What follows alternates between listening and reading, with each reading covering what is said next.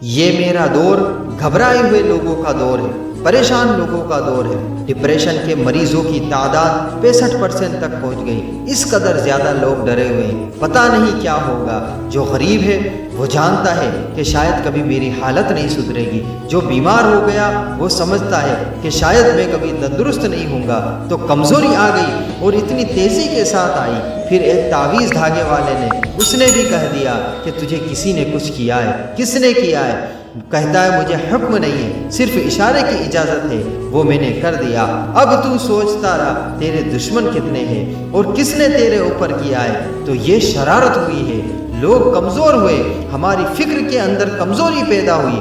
رسول کریم صلی اللہ تعالی علیہ وسلم لوگوں کو طاقتور کرتے، توکل کا درس دیتے، توحید باری تعالیٰ کے ستھرے جذبے سے حضور اپنے غلاموں کو عطا فرماتے، انہیں ذہنی اور بدنی طور پر مضبوط بناتے۔